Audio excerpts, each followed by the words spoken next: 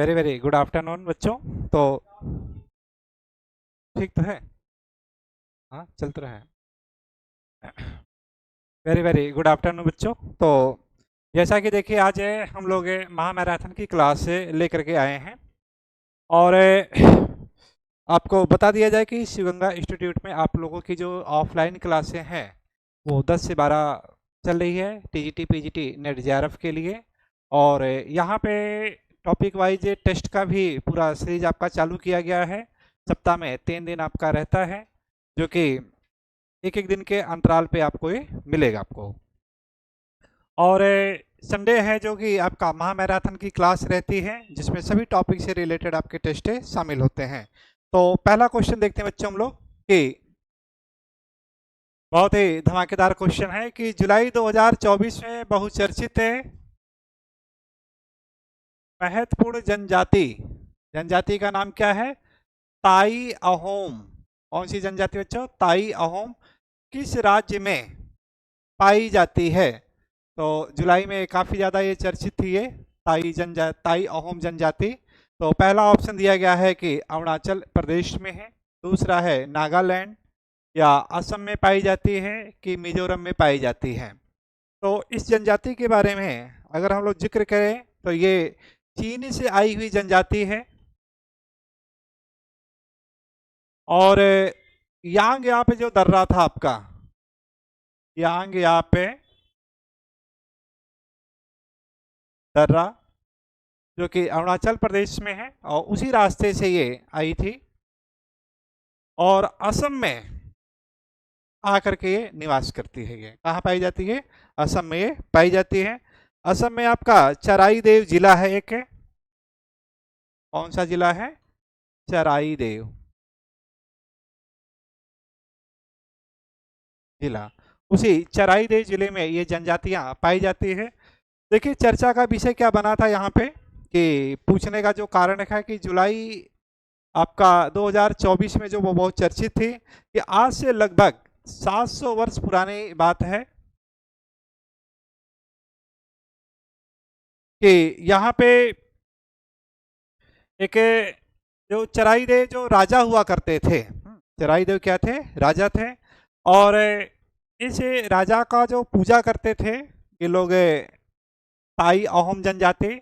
और जब ये राजा मर गए थे आज से 700 साल पहले तो इनके जो टीलेनुमा आकृति है, टीलेनुमा आकृति जिसे अहोम कहा जाता है, बहुत महत्वपूर्ण है आपका ये। क्या कहा जाता है बच्चों? अहोम।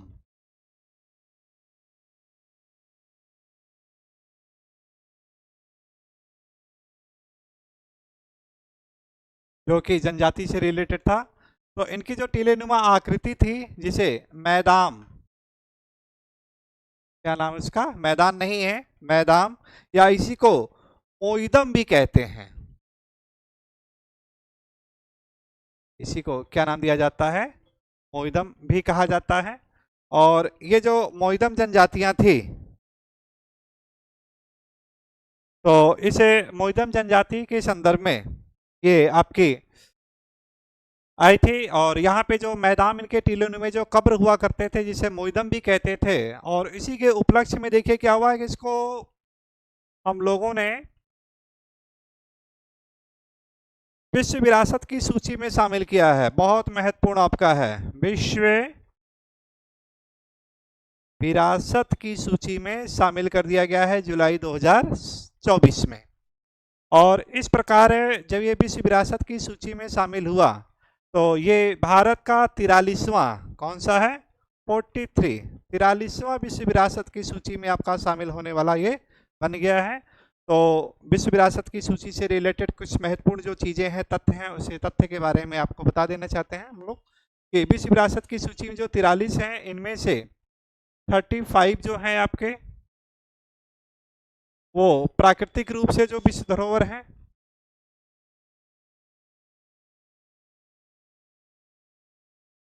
सॉरी इसमें जो 35 आपके हैं सांस्कृतिक कल्चर से रिलेटेड है, आपके सांस्कृतिक हैं। और 7 है बच्चों वो आपके हैं प्राकृतिक हैं वो। 7 कैसे हैं प्राकृतिक विश्व विरासत, और एक है आपका जो कि मिश्रित है आपका, इसमें एक कैसा है मिश्रित। तो करंट से रिलेटेड बहुत ही महत्वपूर्ण आपका ये क्वेश्चन जो कि नेट जेआरएफ के लिए काफ़ी महत्वपूर्ण है, टीजीटी पीजीटी में भी आपके यहाँ से फैक्ट आपके पूछने की संभावना ज़्यादा बनेगी। तो आते हैं हम लोग इसके बाद नेक्स्ट क्वेश्चन की तरफ। क्लियर हो गया होगा सारी चीज़ें, पॉइंट है। नेक्स्ट क्वेश्चन है, देखिए क्वेश्चन नंबर 2, अगस्त 2024। ये भी देखिए आपका करंट से रिलेटेड है बिल्कुल, और दावा है कि आपको जो करंट से रिलेटेड जितने भी आप ज्योग्राफी से संबंधित में होंगे, TGT PGT net JRF GDC से रिलेटेड, तो वहाँ पे सभी आपके जो करंट से रिलेटेड क्वेश्चंस है सब करवा दिए जाएंगे। इससे पहले की अगर बात करें हम लोग कि जो 5 टेस्ट आपके हो चुके हैं उसमें हर बार यानी 10-12 क्वेश्चन 15 क्वेश्चन तक यानी करंट के आपको मिलेंगे, चाहे वो विश्व धरोहर की सूची से संबंध में हो, चाहे जनसंख्या से रिलेटेड, चाहे नगरीकरण से संदर्भ में हो, और या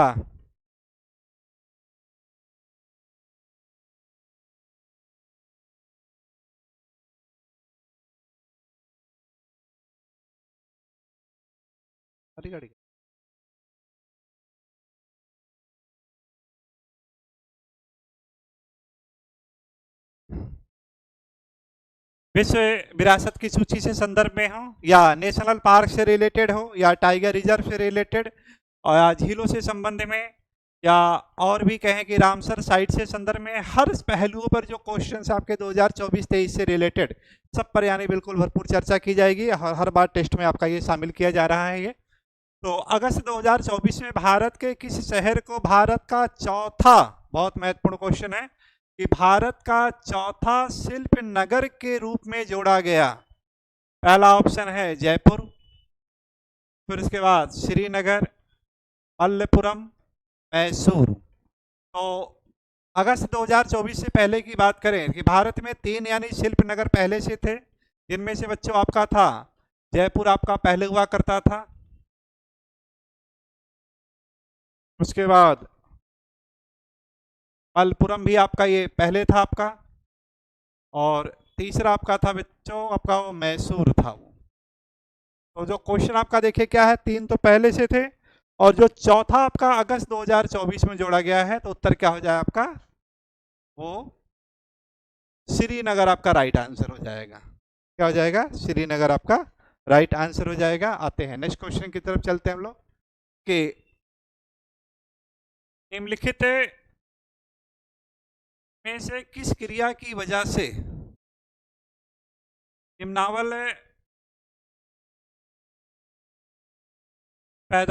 वलन पैदा होता है, यानी कौन सी वो क्रिया है जिसकी वजह से आपका ये निम्न वलन की प्रक्रिया आपकी पाई जा रही है?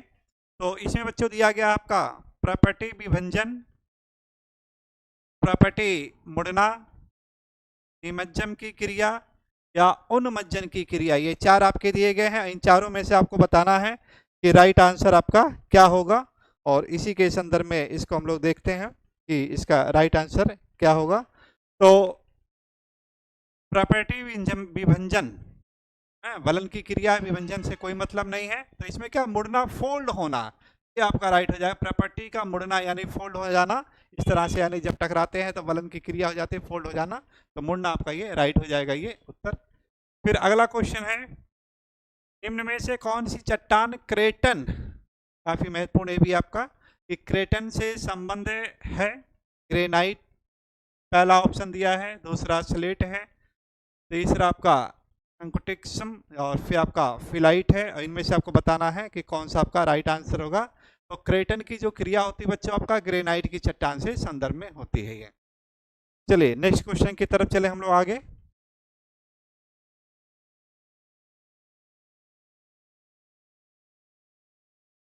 यदि ऊपर कठोर चट्टान, ऊपर कैसा हो, कठोर चट्टान हो, जैसे इस तरह से है, ऊपर आपका कैसा रहेगा, आपका ये कठोर चट्टान हो जाएगा आपका।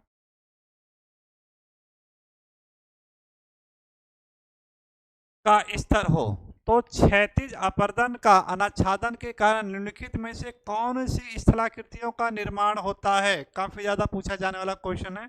मेसा का निर्माण होगा, बूटी का निर्माण होगा, कि बॉनहार्ट का निर्माण होता है, कि मशरूम का निर्माण होता है। इसी में ऐसे आपको ये बताना है कि इनमें से कौन सी क्रिया है जो कि इसमें से आपकी ये बनेगी। मेसा होगा, बूटी होगा, कि पॉनहार्ट होगा या मशरूम से रिलेटेड। तो यहाँ पे देखिए क्या, जब ऊपर की जो क्रिया होती है काफ़ी ज़्यादा हार्ड होता है और नीचे का आपका जो सॉफ्ट होता है, जैसे अपर्दन की क्रिया बहुत ही धीरे धीरे होती है और इस प्रकार की आकृति को जो नाम दिया जाता है उसका नाम क्या है, मेसा कहा जाता है। क्या कहा जाता है, तो उत्तर क्या होगा, मेसा। आपका ये राइट आंसर होगा ये।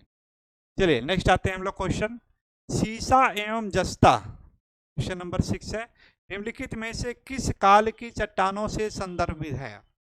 पहला ऑप्शन दिया है आर्कियन काल की चट्टान है, कि जुरैसिक काल की चट्टान है, कि कार्बोनिफेरस काल की चट्टान है, या क्रिटेशियस काल की चट्टान है, ये आपको बताना है। तो देखिए सीसा और जस्ता, तो सीसा और जस्ता की देखा जाए तो यहाँ पे उस समय है जब प्राचीनतम काल की जो चट्टानों का निर्माण हो रहा था, उस समय की बात है।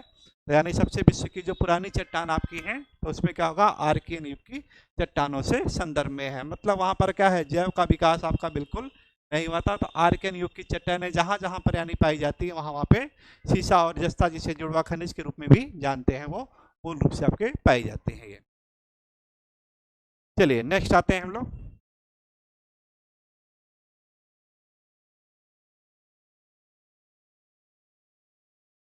निम्नलिखित में से कौन सा परिध्रुवीय प्रशांत ज्वालामुखी पट्टी का भाग नहीं है।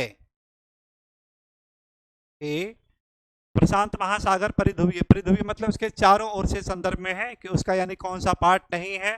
पहला आपका है एलेशियन द्वीप समूह, फिर आपका है सखालिन द्वीप समूह, मिंडनाओ द्वीप समूह, या ओजर्स द्वीप समूह। इन चार में से आपको बताना है कि राइट आंसर आपका क्या होगा। क्वेश्चन नंबर 7 में आपका दिया गया है। तो इसमें देखिए क्या होगा, एलेशियन द्वीप समूह आपका बिल्कुल ये पाया जाता है जो कि अलास्का के तट पर है। सखालिन द्वीप समूह की बात करें तो सखालिन द्वीप समूह आपका रसिया के तट पर आपका है, ये भी पाया जाता है। मिंडनाओ गर्त आपका फिलीपींस के पास आपका ओबीसी से संदर्भ में है। ओजोर्स द्वीप समूह आपका इससे संदर्भ में नहीं होगा ये। चलिए नेक्स्ट आते हैं क्वेश्चन,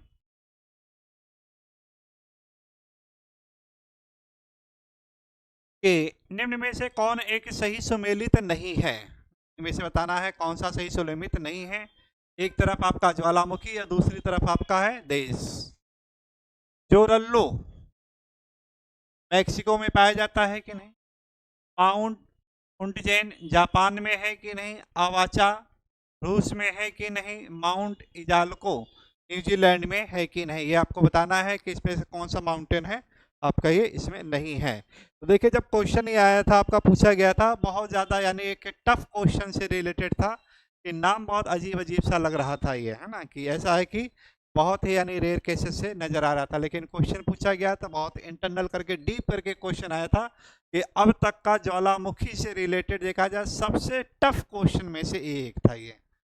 रोजल्लो मैक्सिको में पाया जाता है, यस सर बिल्कुल पाया जाता है। माउंट उंटजेन ये भी आपका जापान में है, अवाचा आपका रूस में है। माउंट इजाल्को ये काफ़ी ज़्यादा था उस समय का आपका चर्चा का विषय था, माउंट इजाल्को। माउंट इजाल्को जो आपका पाया जाता था आपका एल सल्वाडोर में है। कहाँ पे है आपका ये, एल सल्वाडोर, एल सल्वाडोर। तो एल सल्वाडोर कहाँ पाया जाएगा, आपका मध्य अमेरिका में पाया जाता है, वहीं का एक देश है, उसी के अंतर्गत आपका ये है। नेक्स्ट आते हैं कि क्वेश्चन है आपका, निम्नांकित में से कौन सा कथन सत्य है। चार आपके कथन दिए गए हैं कि भूपृष्ठ के निचले भाग के आधार पर, जो भूपृष्ठ है उसके निचले भाग के आधार पर भूकंपीय तरंगों की गति में अचानक वृद्धि हो जाती है। पहला है। दूसरा आपका है प्रवार कोड की सीमा का निर्धारण मोहो असंबद्धता के द्वारा होता है। सी है आपका प्रवार पृष्ठभूमि सीमा का निर्धारण मोहो गुटेनबर्ग असंबद्धता के द्वारा होता है। प्रवार मुख्यतः लोहा और निकेल से निर्मित होता है। चार प्रकार के ये दिए हैं, इनमें से बताना है कौन सा कथन इसमें से सही है आपका। काफी ये भी इंपॉर्टेंट है क्वेश्चन आपका, कि प्रवार मुख्यतः है, जो प्रवार है आपके वो कैसा आपका है कि लोहा और निकेल से निर्मित है। ये भी आपका गलत है आपका ये। कि जरूरी नहीं आपका लोहा निकल आपके हैं जो बिल्कुल कोर वाले पोर्शन है उससे पाए जाते हैं, तो आपका ये गलत हो जाएगा। प्रवार और भूपृष्ठ का निर्धारण मोह असमता, ये भी आपका गलत है। प्रवार कोड का आपका मोह असमता, ये भी गलत है। तो आपका क्या हो जाएगा, ये राइट हो जाएगा। भूपृष्ठ के निचले भाग के आधार का भूकंपीय तरंगों की गति का अचानक वृद्धि हो जाना, ये आपका राइट हो जाएगा। ये 9 हो जाएगा। नेक्स्ट आते हैं हम लोग। वेगनर के अनुसार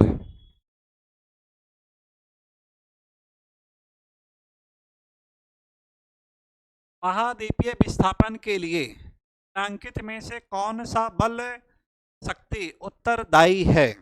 ये भी काफी ज्यादा महत्वपूर्ण क्वेश्चन था कि टेलर का जो सिद्धांत था, जो उन्होंने अपना महाद्वीपीय प्रवाह से रिलेटेड जो हाइपोथेसिस दी थी, परिकल्पना दी थी, और उसी को सैद्धांतिक रूप में जो कन्वर्ट करते हैं वेगनर महोदय, सारी चीजें इन्होंने एविडेंस दिया। एविडेंस बिल्कुल सही था सब कुछ, बस एक चीज इनके सामने थी कि जो विस्थापन हो रहा था, जो प्रवाह हो रहा था महाद्वीपों का, वो कारण क्या था, उस कारण में ये उलझ गए थे वो।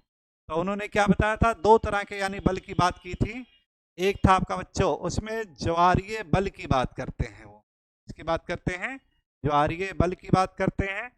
और दूसरा जो आपका जो बताते हैं कि ज्वारीय बल की वजह से क्या हुआ था, पूरब और पश्चिम में इस तरह से यानी खिसका हुआ था। दूसरा आपका उत्प्लावन बल की बात कर रहे थे। किसकी बात कर रहे थे? उत्प्लावन बल की बात कर रहे थे। उत्प्लावन बल में क्या हो रहा था कि भूमध्य रेखा के सहारे उत्तर और दक्षिण की तरफ यानी ये बात हुई थी, और यहीं से ये एक अनुमान लगाए थे कि जो पर्वतों की आकृति होती है दो दिशाओं में होती है, या तो पर्वत जो होते हैं उत्तर से दक्षिण की दिशा में फैले होते हैं, या तो क्या होगा आपका पूरब से पश्चिम की दिशा में आपके ये फैले होते हैं। तो ये एक इनका एक ऐसा ये मानना था। चूंकि ज्वारीय बल जो चंद्रमा का आकर्षण बल था, इतने बड़े भूभाग को यानी खिसका देना, ये इम्पॉसिबल एक परिकल्पना लगती थी। यही इनके सबसे बड़े आलोचना का ये कारण भी था ये। तो आपका उत्तर क्या होगा, आपका ये ज्वारीय बल की बात कर रहे थे। चलिए नेक्स्ट क्वेश्चन आते हैं हम लोग।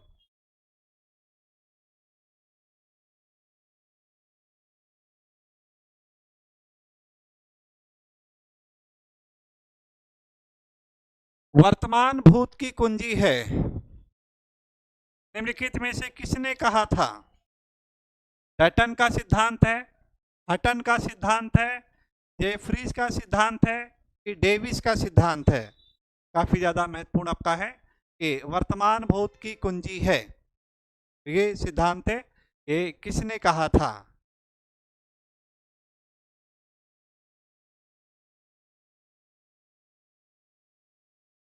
पैटर्न का था, कि हटन का था, जेफ्रीज का था, कि डेविस का था? तो 1784 की बात आती है, जहां पे देखिए एक रूपता का सिद्धांत आता है बच्चों। एक भौतिक भूगोल में एक नया आयाम मिलता है यहाँ से कि इससे पहले हम लोग इंटरनल फोर्सेस का केवल अध्ययन करते थे। ये पहली बार ऐसा हुआ था कि यहाँ पे इंटरनल फोर्सेस का अध्ययन ना करके हम लोग एक्सटर्नल फोर्सेस की बात आई थी। तो ये आपका जेम्स हटन का ये थ्योरी था, और यहीं से आपका एक रूपतावाद सिद्धांत, और एक रूपतावाद सिद्धांत की यानी जो परिभाषा कराते हैं वर्तमान भूत की कुंजी है, जेम्स हटन आपका राइट आंसर हो जाएगा। नेक्स्ट आते हैं क्वेश्चन कि भूसन्नतियों के किनारे पर निर्मित समानांतर सीमांत श्रेणियों को कहते हैं। भूसन्नतियां होती हैं, क्योंकि हॉलैंडाना की थ्योरी थी, उसी से रिलेटेड है कि किनारों पर जो समानांतरी सीमांत श्रेणियां आती है, क्रेटोजन कहा जाता है, कि होस्ट कहते हैं, रेड काउंटेन कहते हैं, या अप्रदेश कहा जाता है। तो यहाँ पे देखिए जो आपका राइट आंसर होगा, रेड कैंटन नाम दिया गया था इसे। ऊपर ने इसे क्या कहा था, तो उत्तर क्या होगा, रेड कैंटन आपका राइट आंसर हो जाएगा। चलिए नेक्स्ट क्वेश्चन फिर, बहुत ही मजेदार क्वेश्चन आपका। कि क्वेश्चन देखिए क्या कह रहा है कि 2024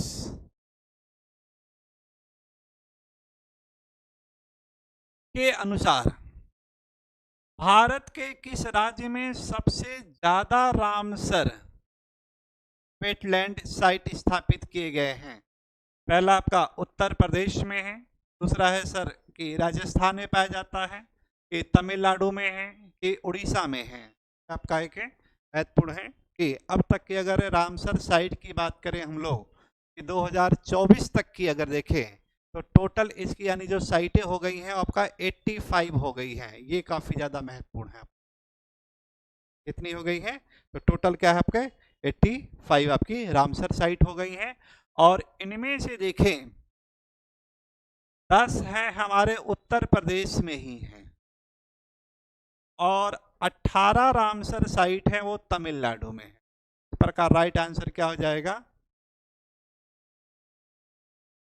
कि तमिलनाडु जो कि भारत का सबसे ज्यादा रामसर साइट वाला यानी राज्य हो गया है 2024। चलिए नेक्स्ट क्वेश्चन चलते हैं हम लोग। 26 अगस्त 2024,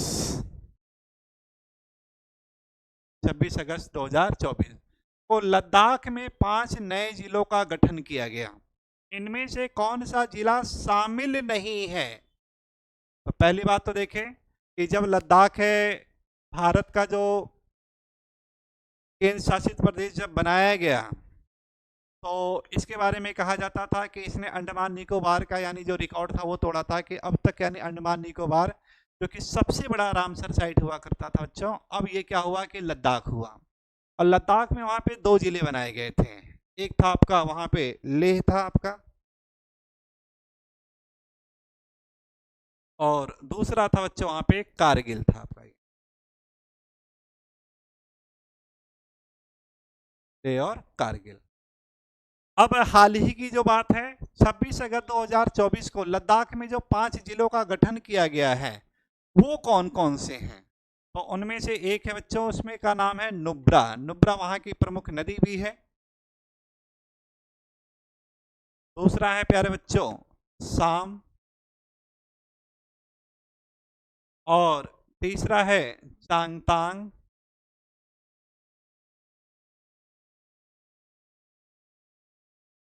चांगतांग, और चौथा जो होगा प्यारे बच्चों उसका नाम है आपका जास्कर। जास्कर श्रेणी भी है,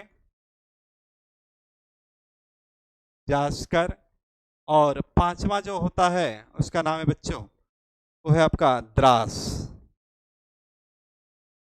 सबकी देखिए अपनी अपनी विशेषताएं हैं कि जहाँ पे नुब्रा नदी प्रवाहित हो रही थी उसको यानी नुब्रा यानी जिला के रूप में घोषित कर दिया गया।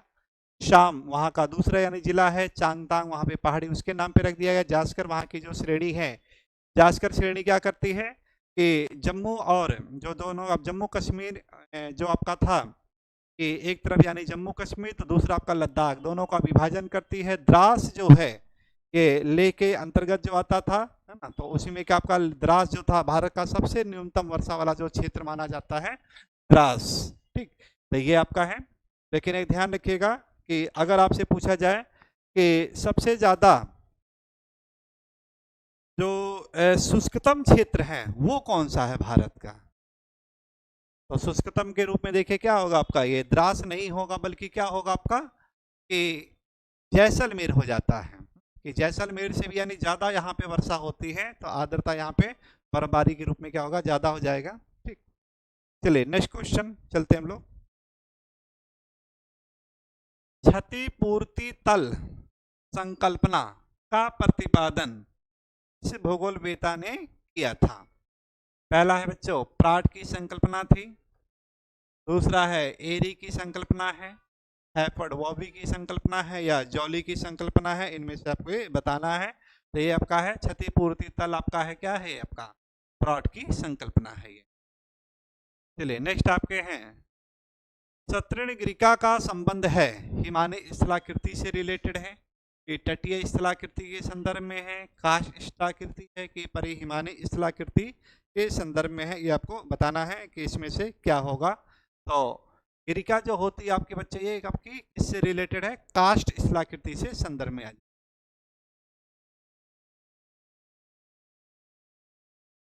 नेक्स्ट आते हैं निम्नलिखित में से किस देशांतर पर उष्णकटिबंधीय तूफान का रुख उत्तर की ओर, उत्तर दिशा की ओर, उत्तर अटलांटिक की तरफ मुड़ जाता है?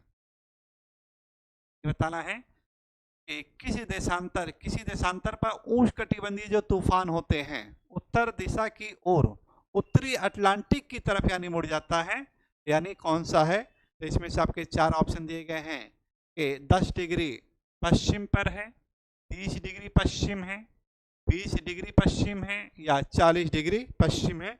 इनमें से आपको बताना है। तो उत्तर क्या होगा आपका ये कि किस देशांतर पर? तो उत्तर क्या होगा आपका 30 डिग्री पश्चिम देशांतर जहां पे है वहीं पर ये आपका ये है कि उत्तरी अटलांटिक में आपका उत्तर दिशा की ओर ये मुड़ जाता है।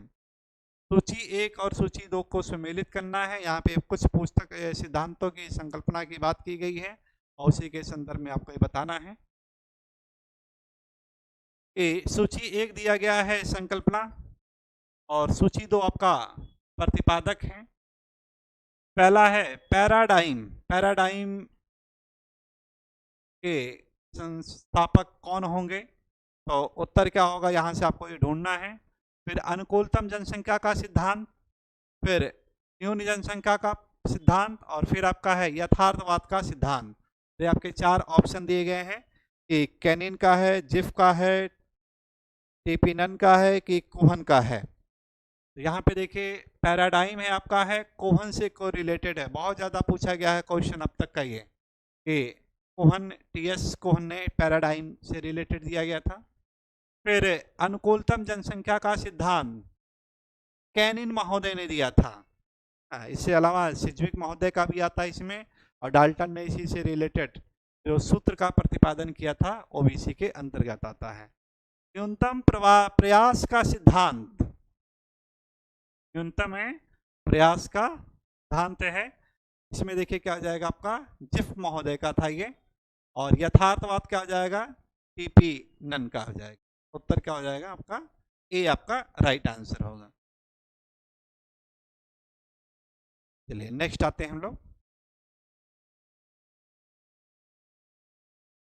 निम्नलिखित में से कौन सा जोड़ा सही सुमेलित नहीं है? एक तरफ रचना है, दूसरी तरफ विद्वान है। दिया गया है कि ह्यूमनिस्टिक ज्योग्राफी लियन सैमुअल्स का है, हिंद ए करिश्मे जीरोज का, regional geography theory and practice R M. Minshull का है, the culture of cities JP Mars. तो the culture of cities JP Mars का है, ये बिल्कुल सही आपका है, क्वेश्चन आ चुका था। Regional geography theory R M. Minshull का है, ये भी सही आपका है। ह्यूमनिस्टिक ज्योग्राफी सैमुअल का है, ये भी सही है। हिंदी करिश्मे आपका ये इससे गलत हो जाएगा, ये यानी रोज की। नेक्स्ट है बहुत इंपॉर्टेंट क्वेश्चन आपका बच्चों कि भूगोल में कोरोलॉजी शब्द, कोरोलॉजी की संकल्पना की बात करें कि किसने दिया था? क्रिस्थोफेन है, प्रोएक है कि रेडजेल है, हार्टसॉन है, क्रिस्थोफेन ही आपको बताना है। तो इसमें देखिए दो चीज आता है, एक कोरोग्राफी आता है शब्द,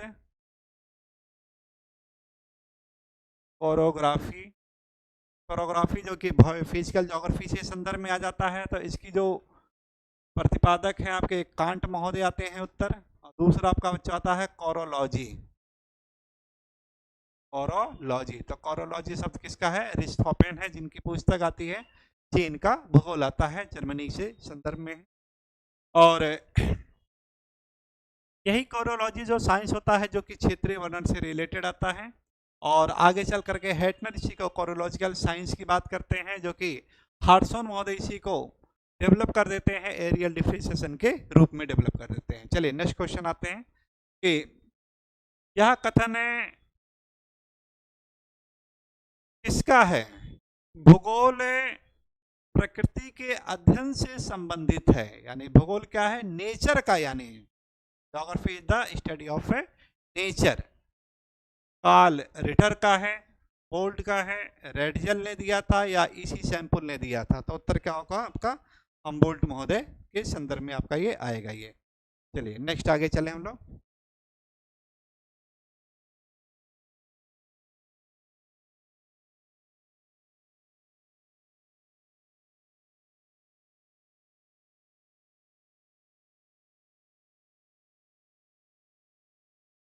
निम्नलिखित में से कौन सी शाखा भौतिक भूगोल से संबंधित नहीं है? काफी ज्यादा महत्वपूर्ण है कि इनमें से कौन सा है जो कि भौतिक भूगोल से संदर्भ में नहीं है। मृदा भूगोल भौतिक भूगोल से आता है कि नहीं? जैव भूगोल भौतिक भूगोल के संदर्भ में है कि नहीं? कृषि भूगोल, जलवायु विज्ञान। तो प्रोफेसर सविंदर सिंह की अगर आप बुक देखेंगे बच्चों तो उसमें देखिए आपका क्या है कि जलवायु विज्ञान को फिजिकल ज्योग्राफी का पार्ट माना गया है। जैव भूगोल ये भी आपका उसी के संदर्भ में है। उसी जैव भूगोल में हम लोग क्या है, मृदा भूगोल को पढ़ते हैं, परिच्छेदिकाओं को बारे में पढ़ते हैं। कृषि भूगोल आपका ये क्या हो जाएगा, रॉन्ग हो जाएगा उत्तर। किसमें आएगा ये? मानव भूगोल की शाखा के रूप में आपका ये शामिल होता है। सितंबर 2023, क्या बात है, बहुत महत्वपूर्ण क्वेश्चन है। एनईपी के तहत देखिए क्या क्या देखिए काम किया जा रहा है सब कि सितंबर 2023 में मद्रास आईआईटी संस्थान यानी मद्रास में जो भारतीय प्रौद्योगिकी संस्थान है, किस देश में अपना नया अंतर्राष्ट्रीय परिसर खोला है। यानी अब तक क्या होता था कि चाहे खड़गपुर हो या कानपुर हो, दिल्ली हो और या मद्रास है, ये सब आईआईटीएन जो थे केवल अपने देश में ही हुआ करते थे। पहली बार ऐसा हुआ कि विदेशों में इन्होंने अपना परचम यानी एनईपी के तहत इन्होंने ये लहरा दिया है। तो इसमें से आपको बताना है कि युगांडा में है, कि सर तंजानिया में है, कि रवांडा में है, कि दक्षिण अफ्रीका में है। यानी धीरे धीरे देखिए क्या हो रहा है कि एजुकेशन यानी हम लोगों की है किधर की तरफ जा रहा है, ये बाहर की तरफ जा रहा है। यानी विदेशों के उन क्षेत्रों में जा रहा है जहाँ पे एजुकेशन बहुत ही कम है। तो इससे देखिए क्या एक चीज़ हम लोगों को सीख मिल रहा है, दिखाई दे रहा है यहाँ से कि अवसर मिल रहा है कि उन क्षेत्रों की तरफ हम लोग भी पलायन करें अपनी प्रतिभा का, बौद्धिकता का, जहाँ पर एजुकेशन का स्तर बहुत ही कम है। जैसे उदाहरण स्वरूप देखा जाए कि भारत में सबसे न्यूनतम साक्षरता है बिहार की है, तो बिहार में देखिए क्या हो रहा है कि काफ़ी ज़्यादा विद्यालय खोले जा रहे हैं। बीजेपी सरकार की बहुत बड़ी देन है नीतीश कुमार की वहाँ पे कि काफ़ी ज़्यादा आपके प्राइमरी सेक्टर से रिलेटेड अपर प्राइमरी हो गया या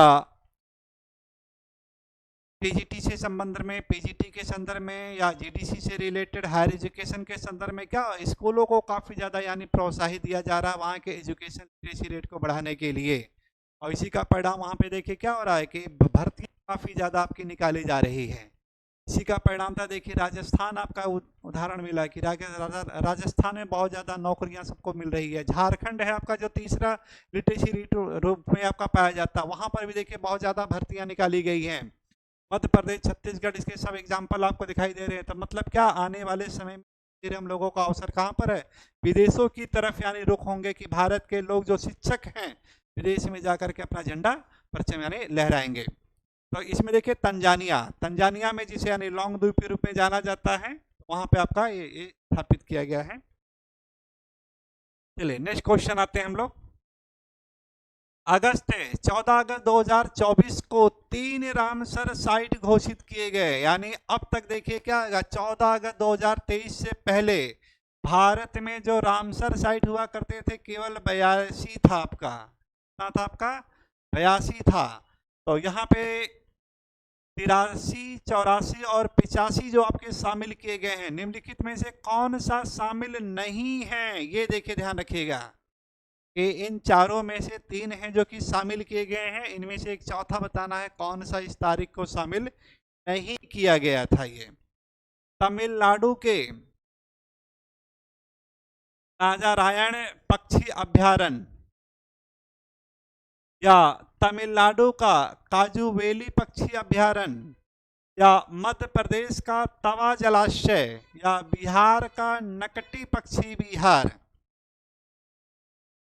तो अवलोकन करेंगे इसका तो पता चलेगा कि तमिलनाडु का नाजारायण पक्षी विहार सर इसमें शामिल था, तमिलनाडु का काजीबेरी पक्षी विहार ये भी शामिल था, मध्य प्रदेश का तवा ये भी शामिल था। बिहार का इसके अंतर्गत नहीं है। बिहार जो आपका 82वां है ये नटकी, कैमूर जिले में आपका है नटकी, आपका कैसा आपका 82वां था आपका। हालांकि 2024 में ये भी आपका खोला गया है। तो यहाँ पे जो डेट दिया गया 14 अगस्त आपको बांध दिया यहाँ पे कि आपके ये नहीं है ये।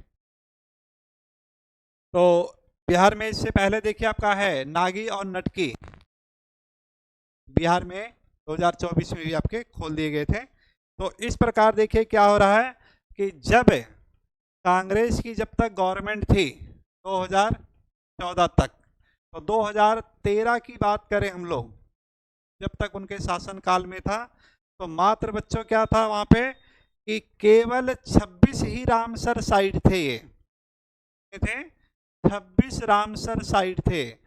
और बीजेपी ने अपने कार्यकाल के दौरान में 2014 से लेकर के 24 तक 59 रामसर साइट घोषित किया पर्यावरण की तरफ। यानी बीजेपी का एक चलता हुआ क्या एक बहुत बड़ा कदम, यानी 59 यानी रामसर साइट ये आपके खोल दिए गए। ठीक, तो इस प्रकार देखिए कि भले ही रोजगार तो थोड़े से अवसर कम दिए हैं, लेकिन क्या है कि पर्यावरण के रूप में देखा जाए इसकी बहुत अहम भूमिका है। और बात है देखिए रोजगार के अवसर अगर कम मिले हैं तो कहीं ना कहीं देखिए क्या है कि समस्या उत्पन्न हुई है, और समस्या जब उत्पन्न हुई है तो हम लोगों ने उस पर विचार विमर्श किया है। और विचार विमर्श करके जो परंपरा था कि उत्तर प्रदेश के लोग केवल उत्तर प्रदेश में ही यानी इस तरह से रोजगार के जो अवसर खोज रहे थे, उनके लिए क्या कि बहु प्रतिभा जो शाली हैं उनको बाहर की तरफ यानी पलायन किए गए।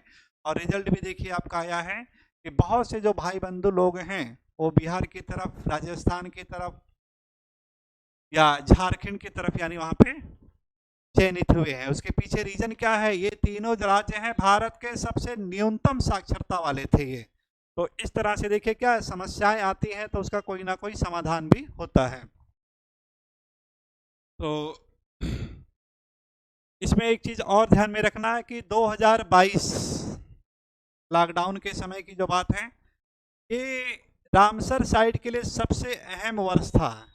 इस साल देखा जाए सबसे ज्यादा आपके लगभग यानी 19 रामसर साइट स्थापित किए गए थे 2022 में। तो ये इसके यानी महत्वपूर्ण बिंदु थे रामसर साइट से रिलेटेड। चलिए नेक्स्ट आते हैं क्वेश्चन। क्वेश्चन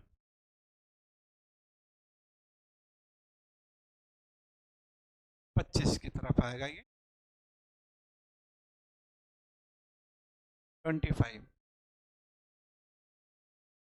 भूदृश्य का सार प्रकृति की अभिव्यक्ति उसके रंग और रूप से होती है, रूप में होती, जिसे देखा या अनुभव किया जा सकता है। यह कथन इसके द्वारा कहा गया, हार्टसॉन के द्वारा कहा गया है प्रिय विद्यार्थियों, ये हेटनर के द्वारा कहा गया है, या कार्ल सावर के द्वारा कहा गया है, या वेस्टहोपेन के द्वारा ये कहा गया है। इनमें से आपके 4 ऑप्शन दिए गए, इन्हीं में से आपको बताना है कि किसके द्वारा ये है। कि भूदृश्य लैंडस्केप की बात करें, इसकी जो सार प्रकृति की अभिव्यक्ति उसके रंग, कलर और रूप में होती है, जिसे देखा या अनुभव किया जा सकता है। Perspective of nature of geography इनकी बहुत इंपॉर्टेंट पुस्तक थी, उसी में इन्होंने ये बात रखी है, हार्टसॉन की संकल्पना है। नेक्स्ट कि निम्नलिखित में से किस भूगोलवेत्ता ने मार्क्सवादी भूगोल को विकसित करने का महत्वपूर्ण भूमिका निभाई थी? कार्ल मार्क्स ने निभाई थी, या डेविड हार्वे ने निभाई थी, विलियम मॉरिस डेविस ने निभाई थी, या जूलियन वॉलपर्ट ने निभाई थी? काफी ज्यादा महत्वपूर्ण क्वेश्चन आपका ये। तो इसमें देखा जाए डेविड हार्वे, कौन है? डेविड हार्वे, ये आपका राइट आंसर हो जाएगा, डेविड हार्वे। डेविड हार्वे के बारे में कहा जाता है कि जो प्रारंभिक जीवन था इनका शुरुआती था ये मात्रात्मक क्रांति की तरफ उन्मुख था, और बाद में यही क्या होते हैं, मात्रात्मक क्रांति का सबसे ज्यादा घोर विरोधी बन जाते हैं। तो इस तरह से इनका एक ड्यूल पॉलिसी रूल देखा जाता है, और इस तरह से इन्होंने क्या किया था कि मार्क्सवादी विचारधारा को डेवलप करने की बात की गई थी कि भूगोल का जो है केवल एक रूप ये नहीं होना चाहिए केवल मात्रात्मक यानी क्वांटिटी को यानी अध्ययन करे, बल्कि क्या होना चाहिए उसकी समस्याओं, उसके मूलभूत से रिलेटेड जो बेरोजगारी है, इन सब को दूर करने की बात करते हैं। अतिरिक्त लाभ इसको कैसे यानी समस्या रूप में देखते हैं। नेक्स्ट है भौगोलिक विचारधाराओं को उसके विकसित होने के सही कालानुक्रम में व्यवस्थित कीजिए। 4 आपके दिए गए हैं। सबसे पहले क्या आया? व्यवहारवाद आया, कि कल्याण परक भूगोल आया, कि मानवतावादी भूगोल आया, की क्रांतिकारी यानी भूगोल रेडिकल ज्योग्राफी आया है कि इनमें से आपको बताना है क्या इसमें से सबसे पहले है। तो देखिए जो मात्रात्मक क्रांति आई थी, मात्रात्मक क्रांति के बाद भी आपका क्या बिहेवियरल ज्योग्राफी आता है, तो यानी व्यवहारवाद यानी सबसे पहले आता है व्यवहारवाद। फिर इसके बाद दूसरा आपका आता है क्रांतिकारी यानी रेडिकल से रिलेटेड है आपका क्रांतिकारी ज्योग्राफी। तीसरा है बच्चों आपका मानवतावादी भूगोल आता है, ह्यूमनिस्टिक आता है मानवतावादी भूगोल।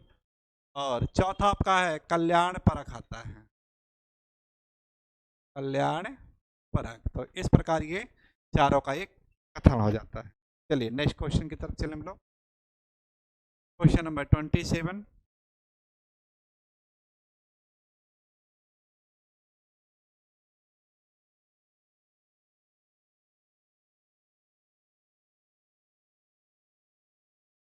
नीचे दिए जा रहे कथन और कारण को ध्यान से पढ़ना है और उत्तर का सही चयन करना है। पहला कथन जो दिया गया है, शरणार्थियों के बसाव के लिए दंडकारण्य पहला बड़ा अंतर्राज्यीय प्रयास था। दूसरा है कारण दिया गया है कि दंडकारण्य क्षेत्र आंशिक रूप से बिहार में तथा आंशिक रूप से पश्चिम बंगाल में फैला हुआ है। और ये चार आपके कथन दिए गए हैं, इनमें से कौन सा आपका सही है। तो दंडकारण्य की बात करें बच्चों हम लोग कि शरणार्थियों के बसाव के लिए दंडकारण्य पहला बड़ा अंतर्राज्यीय प्रयास था। ये बिल्कुल सही है कि जो शरणार्थी के रूप में आते थे उनको दंडकारण्य क्षेत्र में क्या है प्रवासित करके वहाँ पे यानी बसा दिया जाता था। फिर दूसरा जो कारण दे रहा है कि दंडकारण्य क्षेत्र आंशिक रूप से बिहार में है, ये गलत है आपका। आंशिक रूप से पश्चिम बंगाल में भी आपका गलत है। ये आपका छत्तीसगढ़ उड़ीसा वाला जो क्षेत्र है वहाँ पे ज़्यादातर ये पाए जाते हैं। तो यानी ए सही है और आर क्या होगा गलत हो जाएगा। नेक्स्ट क्वेश्चन है, शिमला में अमृतसर से अधिक ठंड है, हालांकि दोनों समान अक्षांश पर है।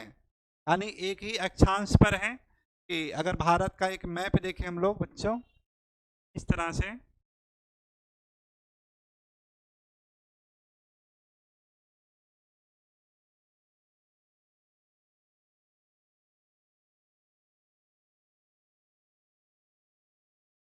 और इस पे अगर दोनों की अवस्थिति की बात करें हम लोग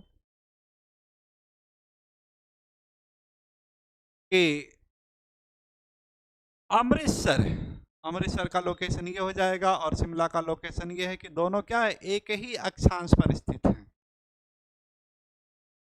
अक्षांश बिल्कुल सेम है। लेकिन शिमला में अमृतसर से ज़्यादा ठंडक है, यानी शिमला में क्या है ज़्यादा यानी ठंडक है। उसके पीछे क्या रीजन है? पहला ऑप्शन है अमृतसर की तुलना में शिमला समुद्र तल से अधिक ऊंचा है। ये आपका बिल्कुल सही भी नज़र आ रहा है। ये क्यों? क्योंकि जैसे जैसे ऊंचाई पर जाते हैं बच्चों तो वहाँ पर क्या हो रहा है कि 32 मीटर की ऊंचाई पर सॉरी 165 मीटर की ऊंचाई पर 1 डिग्री सेल्सियस तापमान में क्या हो जाती है कमी आ जाती है। तो इस वजह से अमृतसर में क्या हो रहा है आपका ज़्यादा यानी ठंडक आती है।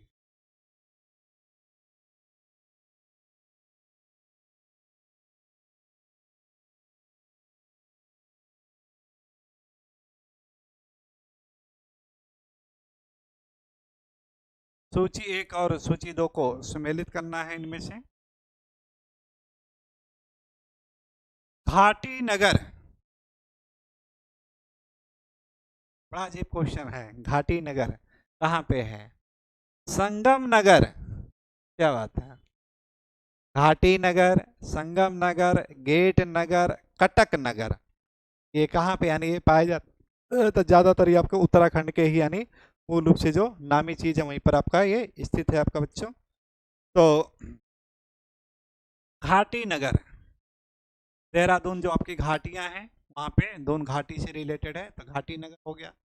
संगम की बात करें बच्चों तो संगम आपका देखिए आपका कहाँ पे है ऋषिकेश, सॉरी टेहरी वाला, टेहरी आपका है ऋषिकेश के संदर्भ में आ जाएगा कि जहाँ पे टेहरी डैम भी बनाया गया है। फिर गेट नगर, तो गेट नगर इसमें जो आपका शामिल हो जाएगा वो है ऋषिकेश में। गेट नगर कहाँ है? ऋषिकेश। और कटक नगर कहाँ पर आपका है? मसूरी में आ जाए। आपका क्या राइट आंसर। चलें नेक्स्ट की तरफ हम लोग कि क्वेश्चन है निम्नलिखित में से कौन सा नगर नदी तट पर नहीं बसा है? अगर नगरों की बात करें, अगर अच्छी तरह से जान रहे हैं तो आसानी से आंसर ये दे देंगे आप। अहमदाबाद साबरमती की नदी के तट पे बसा हुआ है, उसी पे आपका जो गाना भी है, साबरमती के संत तूने कर दिया कमाल, आंधी में भी जलती रही गांधी तेरी मसाल, दे दी हमें आजादी बिना खड़क बिना ढाल। अहमदाबाद आपका। गोरखपुर ये भी आपका नदी के तट पर ही आपका है।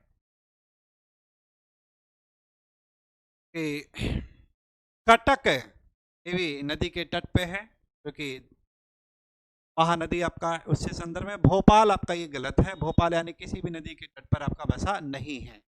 नेक्स्ट आपका है कि क्योटो विश्वविद्यालय, क्योटो विश्वविद्यालय विश्व का पहला, ध्यान रखिएगा, क्योटो जो आपका है विश्वविद्यालय है, ये क्या है कि विश्व का पहला लकड़ी पैनल, इसका प्रयोग क्या है कि लकड़ी पैनल वाला उपग्रह 5 नवंबर 2024 को विकसित कर लिया। यानी बहुत सोचनीय बात है कि कैसे, यानी क्या कर दिया कि लकड़ी से यानी उपग्रह सैटेलाइट बना दिया गया। ये देखिए क्योटो विश्वविद्यालय की क्या है सबसे बड़ी उपलब्धि के रूप में आ रहा है कि विश्व का पहला लकड़ी के पैनल का यानी सैटेलाइट का निर्माण कर दिया। और कब किया आपका? 5 नवंबर 2024 को विकसित किया है। अब देखिए जो वो जिस लकड़ी का बनाया गया है उस वृक्ष का नाम बताना है कौन सा है। सागवान है, सागू है, मैग्नोलिया है कि चीड़ है? काफी महत्वपूर्ण क्वेश्चन है। तो उत्तर क्या आपका? मैग्नोलिया वहां का जो प्रमुख यानी वृक्ष पाया जाता है उसी से आपका क्योटो ने ये बनाया है। ये चलिए नेक्स्ट क्वेश्चन की तरफ चले हम लोग। अगला क्वेश्चन है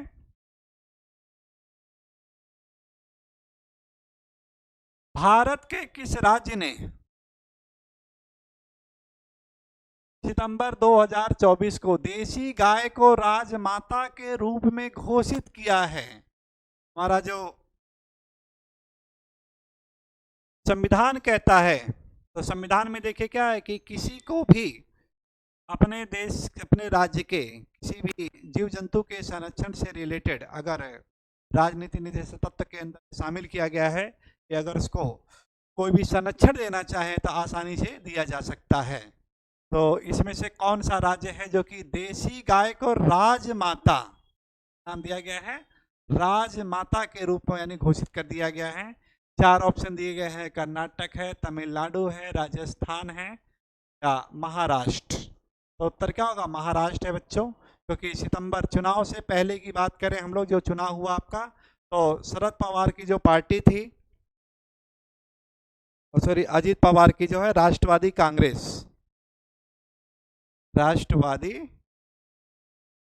कांग्रेस अजीत पवार की जीते पवार, और भाजपा के साथ जो गठबंधन हुआ है दोनों ने मिल करके क्या किया है कि राजमाता गाय के रूप में इसको घोषित किया, और ये देखिए इनकी तरफ सफलता की तरफ यानी इसको बढ़ा भी दिया है। नेक्स्ट क्वेश्चन कि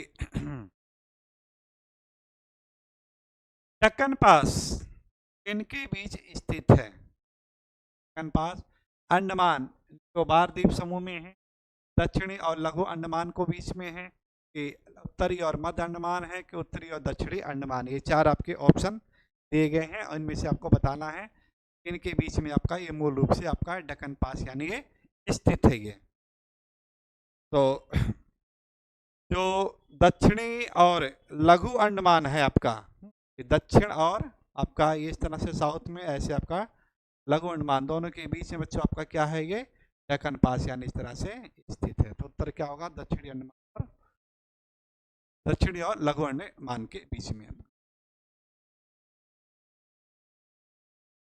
दक्कन की बेसाल्ट परतें क्या इंगित करती हैं? दूरस्थ अति में विशाल ज्वालामुखी विस्फोट, नदियों की विशाल क्षरण गतिविधि, के मौसम प्रवाह, कपास उत्पादन के लिए उचित दशाएं। बताना है ये किसकी तरफ यानी ये इंगित कर रही है। 4 ऑप्शन दिए गए हैं आपको कि इनमें से राइट आंसर क्या होना चाहिए। जो दक्कन की जो बेसाल्ट चट्टाने हैं उसी को ये व्याख्या करके बताना है कि इनमें से क्या होगा। दूरस्थ अति विशाल ज्वालामुखी विस्फोट नदियों के विशाल क्षरण से संदर्भ में है, या मौसम प्रभाव से, या कपास उत्पादन के उचित दशाओं से हैं। तो ये क्या है? दक्कन की जो बेसाल्ट आपका क्या है? दूरस्थ अति विशाल ज्वालामुखी विस्फोट की तरफ यानी क्या करती है? ये इंगित कर रही है कि यहाँ पे जो दक्कन है आपके कैसे आपके हैं? बिल्कुल यानी सीढ़ी नुमा आकृति को यानी बनाती आकृतियां हैं। तो ये दूरस्थ अति विशाल क्या है? ज्वालामुखी आपका राइट आंसर। नेक्स्ट है, निम्नांकित में से कौन सरिता समूह मालवा पठार को विच्छेदित करता है? और ये यहाँ की नदियां दी है, चंबल, काली सिंध, पार्वती, छिप्रा, सिंध, बेतवा, धसान, केन, सिंध, चंबल, बेतवा, बीना, केन से काली सिंध, पार्वती, बीना या सिंध। इनमें से बताना है कि कौन सा आपका ये राइट आंसर होगा। तो इनमें से देखा जाए कि जो मालवा का पठार है बच्चों इस तरह से, इसको देखिए, चंबल नदी है उसको भी यानी विक्षेपित की है, बेतवा नदी है उसने भी इसको काट रखा है, बीना नदी है ये भी काट रखा है, और केन नदी है इसको भी यानी काट रखा है। तो राइट क्या हो जाएगा आपका? ये सी आपका ये सही हो जाएगा, चंबल, बेतवा, बीना की। रांची का पठार उदाहरण है शुद्ध पेनी प्लेन का है, उत्थित पेनी प्लेन का है, अवतलित पेनी प्लेन का है, कि प्रारंभिक पेनी प्लेन का है। ये और पेनी प्लेन से रिलेटेड जो आपका आता है कि डेविस ने ये प्रयोग किया था इसका नाम, उसी में से आपको बताना है कि ये किस से रिलेटेड है। तो क्वेश्चन आपका आया था कि रांची का जो पठार है आपका उत्थित पेनी प्लेन है, इसका मैदान का उदाहरण है आपका उत्थित पेनी प्लेन का, ये उदाहरण का उदाहरण।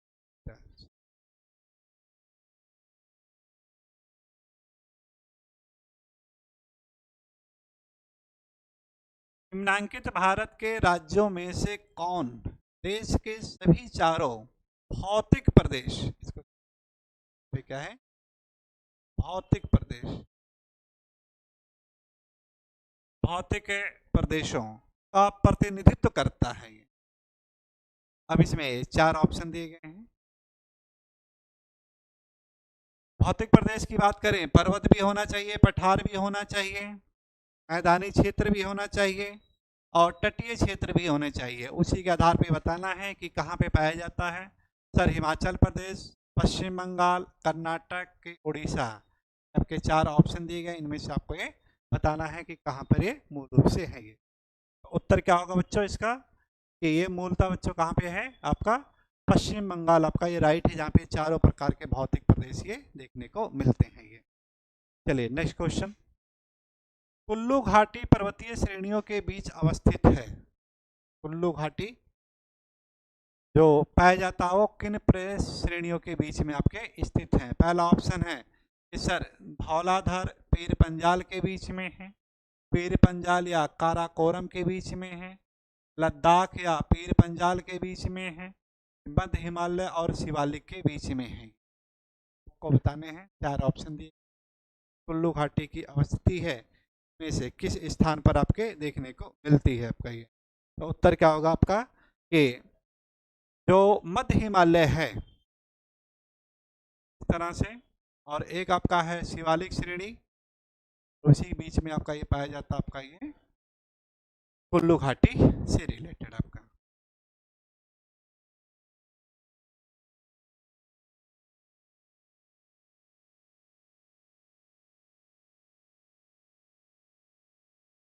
निम्न में से किस मिट्टी का सुविकसित मिट्टी प्राशिविका मिलती है? लोयस, जलोढ़, चरनोजम या गोलाश्मी? महत्वपूर्ण क्वेश्चन है भी आपका। उत्तर क्या होगा? चरनोजम में क्या है इसकी यानी पार्श्विका यानी मिलती यानी नजर आता, प्रोफाइल यानी सुविकसित यानी नजर आ जाता है ये। आगे देते हैं क्वेश्चन। एक तरफ सेल दिया गया है, उसकी तरफ समूह से रिलेटेड, और उसमें आपको ये बताना है कि सूची 1 और सूची 2 को सम्मिलित करना है कि आर्कियन है आपका ये किससे रिलेटेड है, पुराना है जो इनमें से कौन सा सबसे है, द्रविड़ की बात करें इनमें से कौन सा है, आर्यन से रिलेटेड आपका कौन सा है। तो एक तरफ सेल समूह दिया गया है बच्चों और दूसरी तरफ आपका है सेल तंत्र के संदर्भ में है, ठीक, तो उन्हीं से रिलेटेड आपकी बात कर रहे हैं।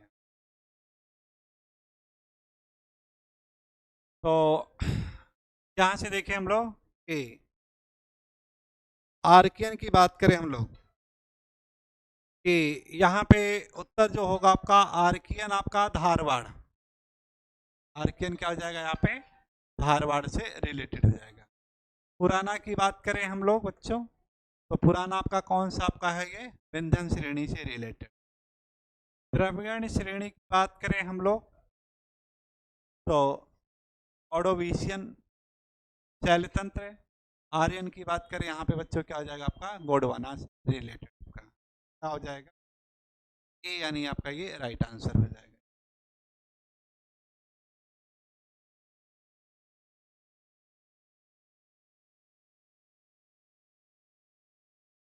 2024 की संयुक्त राष्ट्र जलवायु वार्ता में जारी नए डाटा के अनुसार विश्व के 4 बड़े ग्रीन हाउस गैस उत्सर्जन, विश्व के जो सबसे ज़्यादा यानी ग्रीन हाउस की बात करें तो टोक्यो, शंघाई, टोक्यो और न्यूयॉर्क और ह्यूस्टन ये हैं, और इन्हीं में से बताना है इनमें से कौन सा मेगा सिटी नहीं है। ये कैसे यानी लिंक कर दिया गया क्वेश्चन को कि ग्रीन हाउस पर्यावरण से उठाया गया क्वेश्चन और फिर नगरीय भूगोल में जो मेगा सिटी वहां से इसको लिंक कर दिया गया है। शंघाई की बात करें तो शंघाई आपका देखिए क्या है मेगा सिटी है। टोक्यो जो कि विश्व का सबसे बड़ा मेगा सिटी है। न्यूयॉर्क की बात करें तो यूएसए का सबसे बड़ा मेगा सिटी है और शंघाई चाइना का सबसे बड़ा है। ह्यूस्टन की बात करें तो ह्यूस्टन देखिए क्या है कि यूएसए का चौथा सबसे बड़ा शहर है ये। तो 4 यहाँ पे शहर हैं बेटा, आप कहाँ का न्यूयॉर्क है, लॉस एंजल्स है,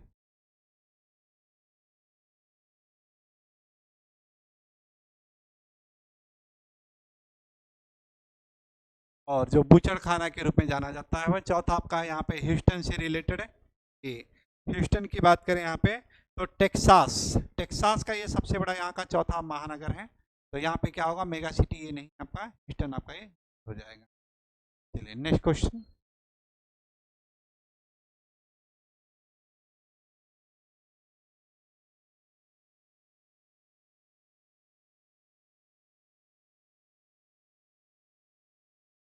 लाहौर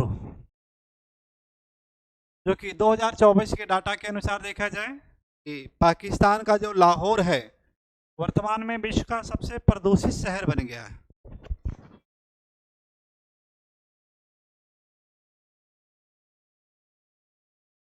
ये किस नदी के तट पर स्थित है?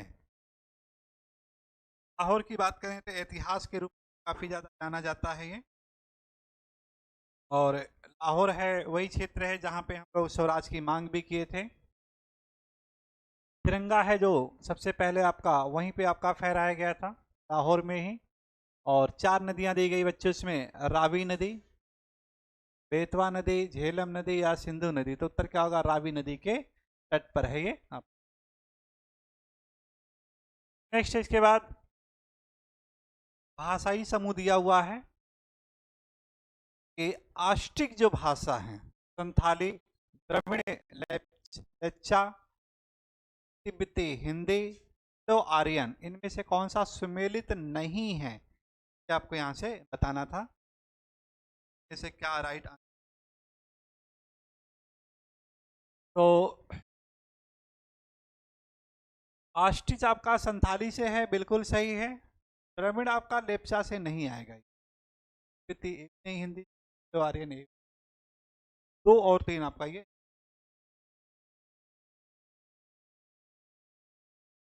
नेक्स्ट है मुंबई और पुणे में प्राप्त वर्षा की मात्रा के अंतर का कारण कौन से प्रकार का वर्षा का प्रकार है?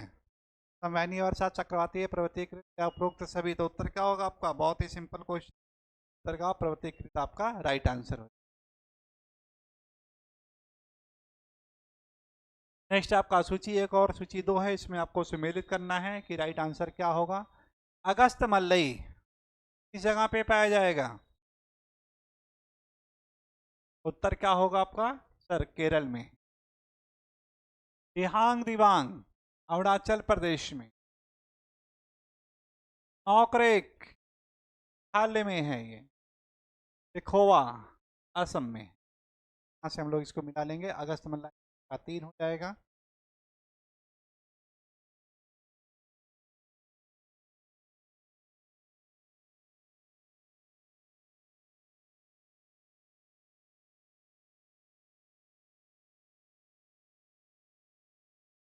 चलिए नेक्स्ट क्वेश्चन। योजना आयोग द्वारा एग्रो क्लाइमेटिक रीजन्स का सीमांकन करने हेतु लिखित में से किस मानदंड समूह का प्रयोग किया गया? पहला ऑप्शन जलवायु, मृदा गुण और वृष्टि। जलवायु, मृदा गुण, उपलब्धता। जलवायु, मृदा गुण, वृष्टि और जल की उपलब्धता से रिलेटेड आपको बताना है इसमें क्या आपका राइट आंसर। तो योजना आयोग के द्वारा जो एग्रो क्लाइमेट की बात करें तो इसमें हम लोग जलवायु की बात करते हैं। पहला तो क्लाइमेट की बात करते हैं, फिर सॉइल की बात करते हैं, मृदा की बात आती है, वृष्टि है, वर्षा है, इसकी बात करते हैं, और जल की उपलब्धता। सब चारों की बात करते हैं, चारों मानदंडा के आधार पर सब किया गया है।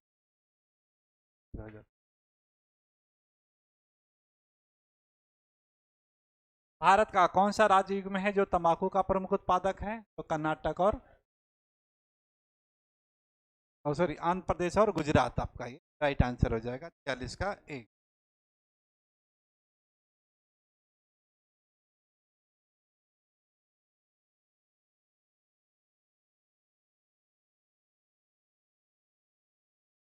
गुजरात में बड़ौदा क्षेत्र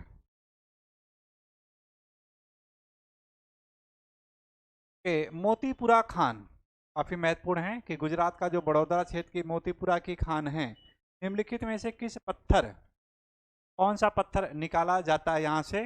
लाल पत्थर, सफेद संगमरमर, काला संगमरमर, उपयुक्त सभी। तो उत्तर क्या होगा? सफेद संगमरमर के लिए मोतीपुरा यानी फेमस है। निम्नलिखित प्रजातीय वर्गों में से किस उत्तरी अमेरिका के मूल निवासी संबंधित है? ऑस्टिक से हैं सर, काकेसाइड से हैं, निग्राइड से हैं कि मंगोलाइड से है? तो मंगोलाइड आपका राइट आंसर हो जाएगा ये।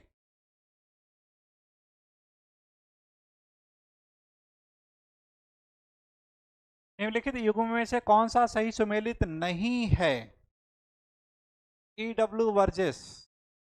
वर्गिस, मेगापोलिस की अवधारणा, रैली, रिटेल गुरुत्वाकर्षण का नियम, जिफ कोटि आकार का नियम, पैटेगिडिस, सन्नगर की सिटी ऑफ द इल्यूशन जो इनकी पुस्तक थी, तो सन्नगर कन्वर्सेशन जिसे कहते हैं, ये आपका ये भी पैटेगिडिस यही है आपका सिटी ऑफ इल्यूशन थे। जेके जिफ कोटिया का नियम सही है, डब्ल्यूएबी सही है, वर्गिस का गलत है आपका ये, मेगालोपोलिस की अवधारणा इनकी नहीं थी।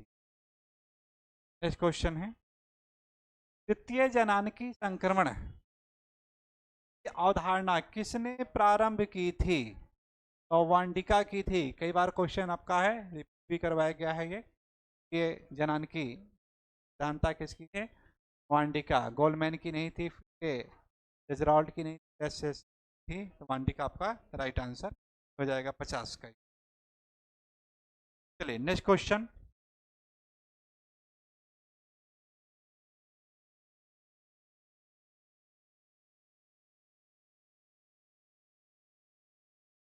आयु विशेष प्रजनन दर इस आयु समूह में सबसे अधिकतम होती है? बहुत ही जनानिकी से रिलेटेड आपका क्वेश्चन है कि सबसे ज़्यादा जो पॉपुलेशन ग्रोथ की अगर बात करें, फर्टिलिटी की बात करें, ये सबसे ज़्यादा यानी किस एज में होती है? 20 से 24 वर्ष, 25 से 29 वर्ष, 30 से 34 वर्ष, 35 से 39 वर्ष। तो उन विद्यार्थियों के लिए देखिए बहुत महत्वपूर्ण है जिनकी अभी शादी नहीं हुई है। तो अगर देखिए परिवार की अगर सही से संरचना चाहते हैं तो वहाँ पे देखिए क्या है, आधार पे है कि 20 से 24 वर्ष आपका इसमें क्या होगा, राइट आंसर हो जाता है। जैसे जैसे उम्र इसके बाद आपकी बढ़ेगी, प्रजनन क्षमता क्या हो जाएगी आपकी, कम होती चली जाती है। और इसी के चलते देखिए क्या हो रहा है कि जो सरकार ने शारदा एक्ट अधिनियम था, जो आपका शारदा एक्ट 1929, तो पहले देखिए लड़कियों की उम्र का क्या था, 14 से लेकर के 18 कर दिया गया। अब 18 से बढ़ा करके कितना किया गया है, 23 कर दिया गया है। और हिमाचल प्रदेश है जो कि पहला राज्य इसको यानी ये शामिल कर दिया गया है। ये नेक्स्ट है, किस देश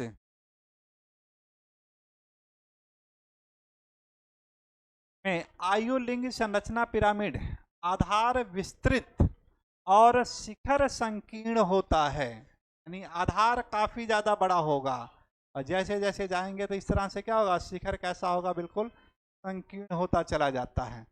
विकसित देश में है सर, विकासशील देश में है, अल्प विकसित देश में है? तो उत्तर क्या होगा, विकासशील देश में, यानी ये ज्यादातर देखने को मिलता है।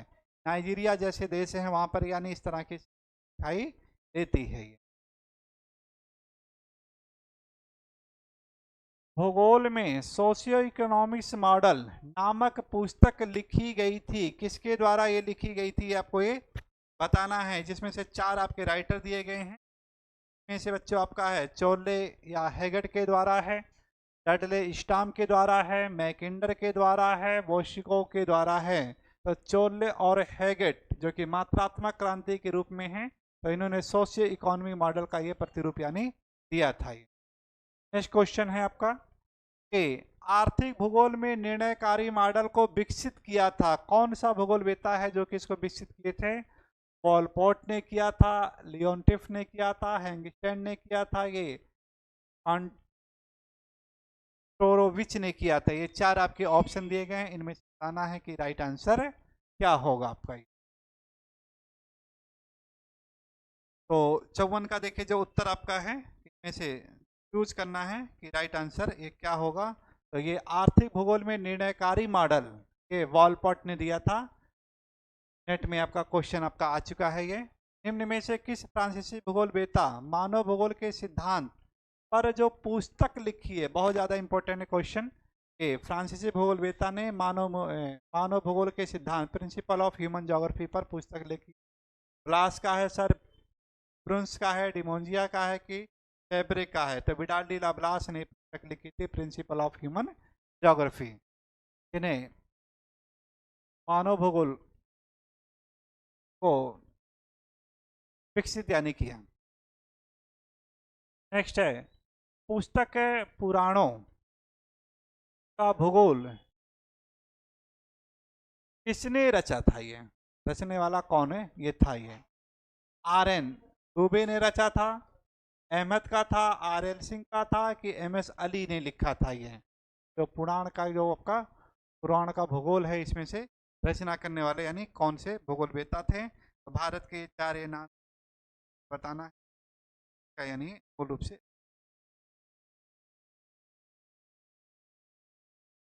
तो क्वेश्चन देखिए जब आया था काफ़ी ज़्यादा ये बहुत ही कन्फ्यूज है कि पुराण की बात आ रही है तो हिंदू से रिलेटेड हिंदू मुस्लिम की बात आ रही थी। तो RN दुबे और अहमद RL सिंह यानी सब लोगों ने यानी RN दुबे और RL सिंह की तरफ यानी ध्यान दिया, लेकिन क्या था इसके पुस्तक का जो रचनाकार कौन थे? MS अली ने लिखा था। ये ऐसे क्वेश्चन को विशेष ध्यान में रखिएगा। संघवाद, नेक्स्ट क्वेश्चन है, संघवाद राजनीतिक तंत्र का सर्वाधिक सुस्पष्ट भौगोलिक अभिव्यक्ति है? क्या किसी ने कहा था? रॉबिन्सन था, लिविंगस्टन था, न्यूमैन था कि शेक था? इनमें से कौन है जिसने कहा था कि संघवाद जो होता है आपका राजनीतिक तंत्रों का सर्वाधिक सुस्पष्ट होता है? तो ये रॉबिन्सन का यानी कि कथन था ये। नेक्स्ट है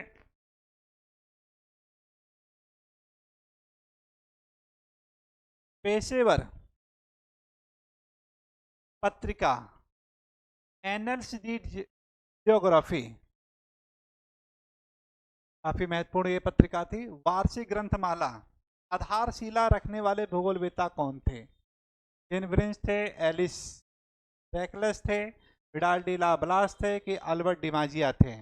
पेशेवर जो पत्रिका थी एनल्स डी ज्योग्राफी, यानी मूल रूप से जो प्रणेता थे वो कौन थे ये आपको बताना है यहाँ से। कि मूल रूप से देखा जाए Annales de Geographie Vidal de la Blache की पत्रिका थी। क्रिकेट में कौन से एक दी ज्योग्राफी ऑफ है the peace, geography of the peace के लेखक कौन थे? ये OH स्पेट थे, स्पाइकमैन थे, स्मिथ थे कि टेलर थे? उत्तर क्या होगा? स्पाइकमैन थे ये, स्पाइकमैन जिनकी यानी रिमलैंड थ्योरी आती है, जो कि मैकिंडर सबसे ज़्यादा आलोचक के रूप में आते हैं, और उसके रूप में the geography of the peace यानी ये पुस्तक है रचना की थी, जो कि समुद्र शक्ति के रूप में डेवलप करने की बात करते हैं। और इन्हीं स्पाइकमैन का सबसे बड़ा योगदान आता है बच्चों कि 1945 में जाकर के जब प्रथम विश्व युद्ध की समाप्ति होती है तो नाटो गठन की बात आती है कि नाटो के गठन के द्वारा अटलांटिक ओशियन को सबसे ज़्यादा पावरफुल के रूप में अमेरिका ने सिफारिश की थी। नेक्स्ट है निम्नलिखित में से सही क्रम कौन सा है? चार आपके ऑप्शन दिए गए हैं, ओलिगोसीन, प्लायोसीन, मायोसीन और ओयोसीन। इनमें से बताना है कि सबसे पहले यानी कौन सा इनमें से आपका आया था, उस बताना है। तो आयोसीन था आपका, ये सबसे पहले था ओयोसीन। ओयोसीन के बाद ओलिगोसीन था, ओलिगोसीन, फिर आपका मायोसीन था, और फिर आपका था प्लायोसीन।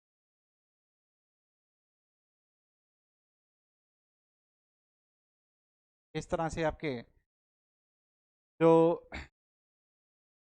पर्वतों की उत्पत्ति की बात करें हम लोग तो वहाँ से रिलेटेड आपका है कि ओयोसीन, ओलिगोसीन, मायोसीन, प्लायोसीन, हिमालय पर्वत की उत्पत्ति, यहाँ पे बृहद हिमालय, मध्य हिमालय और शिवालिक की उत्पत्ति की बात करते हैं। चलिए नेक्स्ट क्वेश्चन है,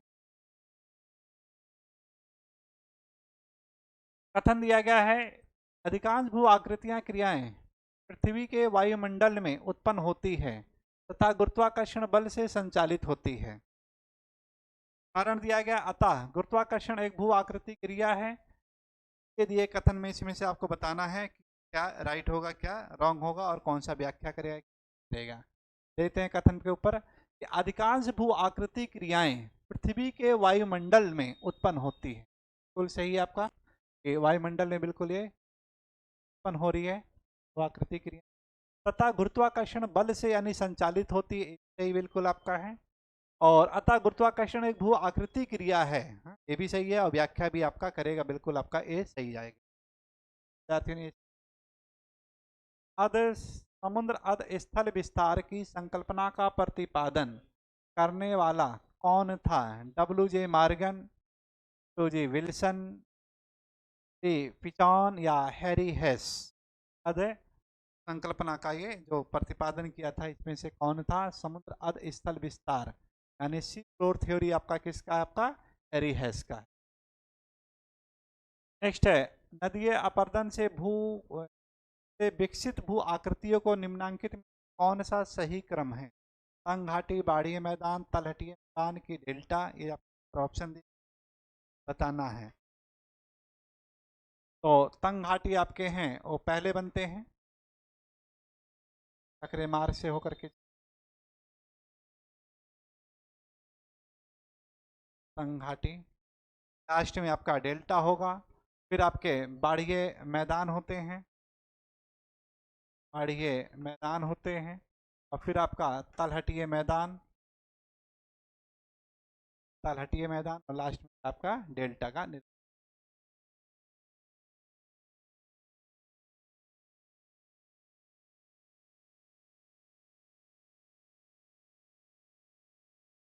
चलिए नेक्स्ट। संयुक्त राज्य अमेरिका के मिसिसिपी में लोयस के निक्षेप को क्या कहा जाता है? मिसिसिपी में जो लोयस का निक्षेप है उसे क्या कहा जाता है? काफी महत्वपूर्ण क्वेश्चन था आपका ये। एडोब कहते हैं सर, कि प्लाया कहा जाता है, सीप कहा जाता है, कि लेमन? तो यूएसए में इसे एडोब कहा जाता है। शुष्क एवं अर्ध शुष्क प्रदेशों में पेडीमेंट तथा प्लाया के मध्य निक्षेपित मंद ढाल वाले मैदानों को क्या कहा जाता है? अर्ग कहते हैं, रेग कहते हैं, सलीना कहते हैं, बजाडा कहा जाता है। ये भी काफी ज्यादा था। तो शुष्क अर्ध शुष्क में पेडीमेंट और प्लाया के जो आपका निक्षेपित है उसे बजाडा कहा जाता है।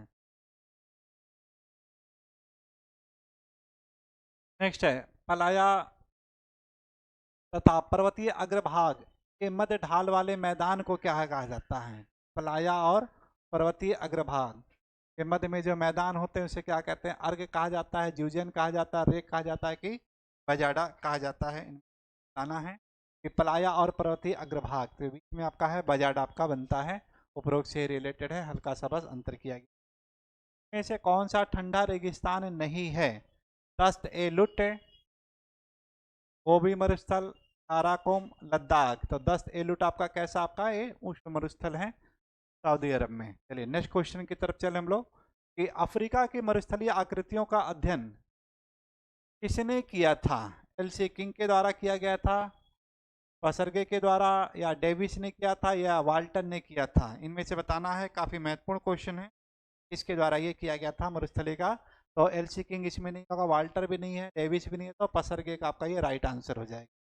टेफोनी स्थलाकृतियां पाई जाती है निम्नलिखित में से किस क्षेत्र में पाई जाती है? ध्रुवीय क्षेत्र में पाई जाती है, कि मरुस्थलीय क्षेत्र में, मानसूनी, भूमध्य सागरीय? तो टेफोनी आकृतियां बच्चों जो पाई जाती है मुख्य रूप से आपका है मरुस्थल से रिलेटेड आपका है, जहाँ पे रेत काफी ज्यादा होते वहीं पे पाई जाती है। तेल वर्ग शब्द जुड़ा हुआ है।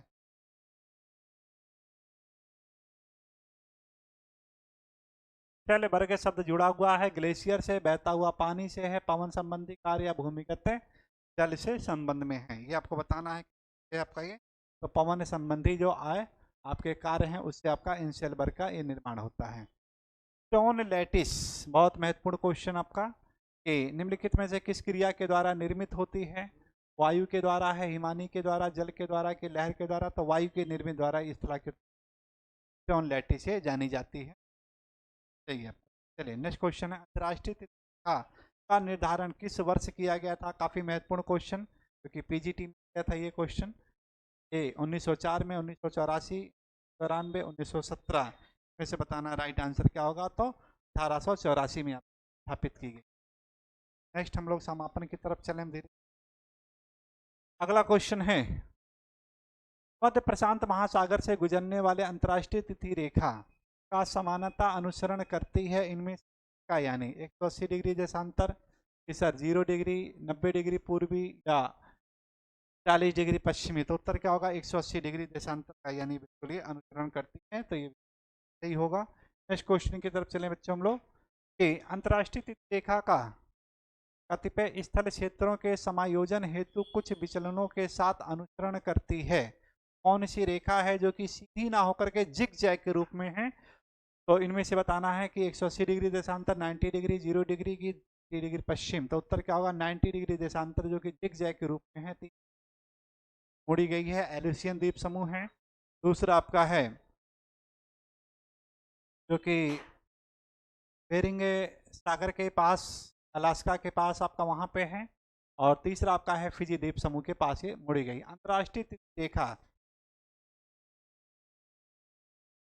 किन द्वीपों के नजदीक से गुजरती है? हवाई द्वीप है, कुक द्वीप है, फिजी द्वीप है, कि सांता क्रूज द्वीप? तो उत्तर क्या होगा आपका? फिजी द्वीप से गुजर रही है आपका। और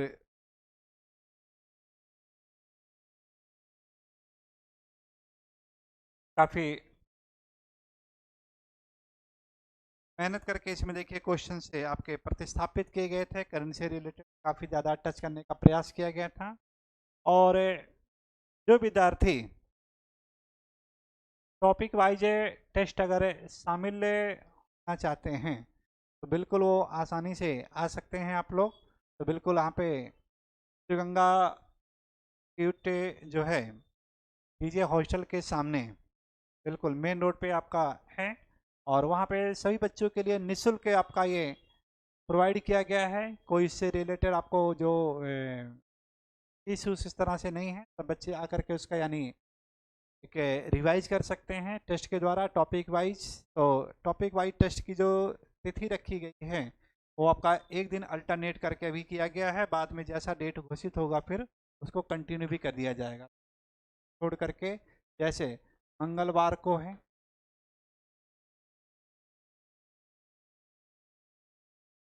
गुरुवार को है, और फिर आपका है शनिवार को है। 3 दिन आपका ये टॉपिक वाइज टेस्ट आपका रहता है। और एक दिन आपका है महामैराथन रहता है, आपका रविवार संडे रहता है। ये आपका क्या है, ये महामैराथन के रूप। फिर दोस्तों मिलेंगे हम सब सभी लोग। धन्यवाद सभी लोगों का बहुत बहुत।